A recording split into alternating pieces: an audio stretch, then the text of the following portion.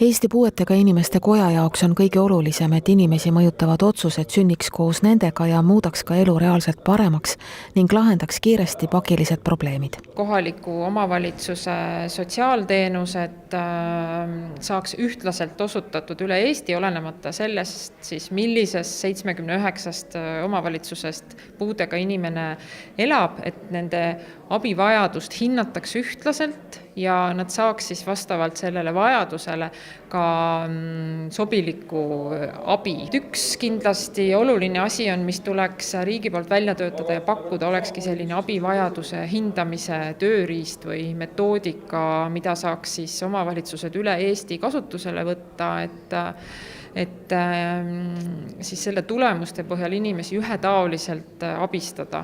Nüüd teine küsimus, mida ka saab riik aidata lahendada, on andmete vahetus. Et täna andmebaasid, mis on riigil ja kohalikel omavalitsusel siis nende inimeste kohta ei suhtle veel väga hästi omavahel, et on selliseid esimesi arenguid märgata, aga siiski. Ja see meie inimestele tähendab seda, et nad peavad suhtlema väga paljude erinevate asutustega, kui nad abi taotlevad.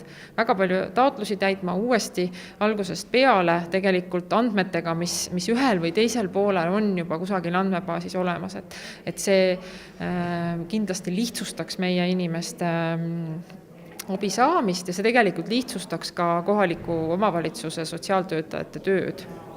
Rahanappus, kasinad transpordivõimalused ja teenuste kehv kättesaadavus on need, millega paljud puudega inimesed igapäevaselt kokku puutuvad.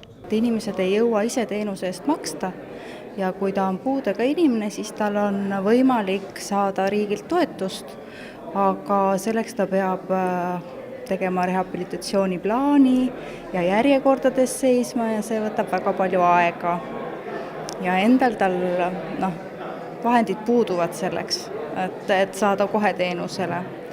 Ja teine variant meie koja seisukohalt, meil ei ole korralikke ruume, et inimesed saaksid käia meil sotsiaalnõustamisel, siis me peame kokku leppima mingisuguse teise koha, kus siis kokku saada ja siis nõustada inimest. Et meil on praegu ruumid teisel korrusel, mis liikumispuudega inimesele on ligipääsetamatu.